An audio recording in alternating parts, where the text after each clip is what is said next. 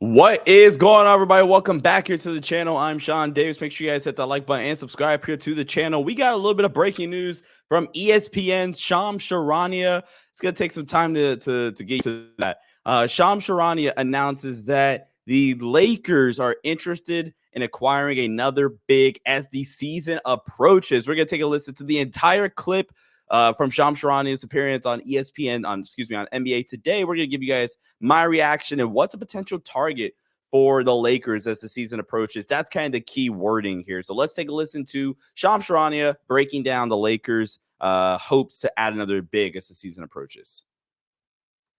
Malika, sources tell me the Lakers have been exploring potentially adding a big man, a center, to their roster. Not sure exactly when that'll take place, but they have started looking into the marketplace.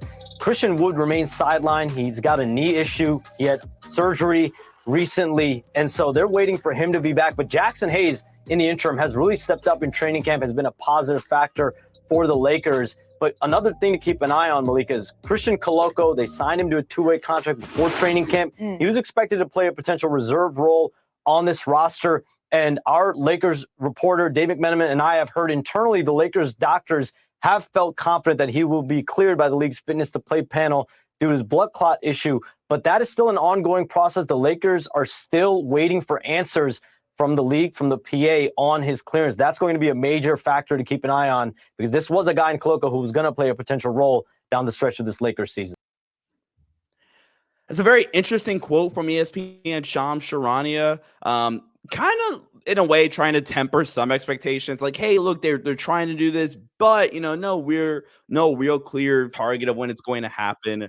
And that is definitely like interesting wording by him. There's a couple of targets I think the Lakers should really search after. Number one is it has to be Walker Kessler. So the Utah Jazz already own the Lakers 2027 first round pick, but is under a top 4 protection. So maybe the argument against this that I'm about to make right now is that if it was so simple as I'm protecting the first round pick and throwing them like JHS and Maxwell Lewis or something like that, wouldn't Danny Ainge already do that? And potentially, right? But a couple other guys, Nick Richards. I'm a big fan of Nick Richards, the Charlotte Hornets backup big.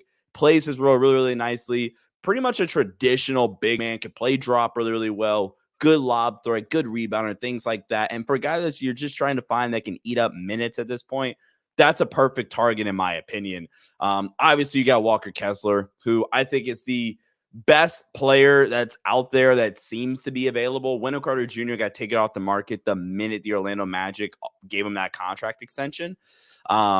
Mitchell Robinson, as I've already kind of discussed in previous videos, I don't really think Mitchell Robinson is a realistic option, or at least shouldn't be a real option for the Lakers. First off, the contract makes things pretty difficult. The Knicks are also a first-tier apron team, which can complicate some things trade-wise. And then again, just the injury concerns, the things like that. Really good defender. A sneaky name. I don't know how much this team is willing to trade him, but Isaiah Jackson from the Indiana Pacers, who the Lakers, I think, actually drafted at the time, but, wound up in the Pacers. That's also another interesting fit that I wouldn't be opposed to for the Lakers as a backup option. Again, don't really know if he's available. The couple of these names are more so just, maybe guys they can trade for, but I think this screams, if you're going to do something right now, this screams Walker Kessler, maybe even a Nick Richards.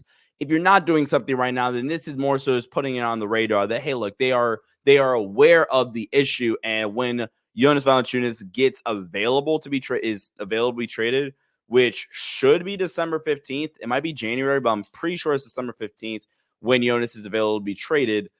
Then they'll just trade assets. They'll trade Gabe, or they'll trade the salary needed to get there to get Jonas Valanciunas, which is super unfortunate and very frustrating, actually, that they are now going to potentially trade assets to get a guy that they could have just pennied up for this summer. So I really hope that that's not the case. But, who knows? Who knows, right, how this Lakers team's going to operate. I hope that this means that, hey, look, they're going to get something done sooner rather than later, and they're going to get a Walker Kessler. They're going to get a Nick Richards or something, Isaiah Jackson maybe even. So those are just a few names. if you want me to be pessimistic, like I said, I think this is just putting it on our radar. The Lakers know that this is something they have to address, and this really means that they're just going to wait until Jonas Valanciunas is available to be traded, and they're going to trade assets for a guy that they could have gotten this offseason. So hopefully that's not the case.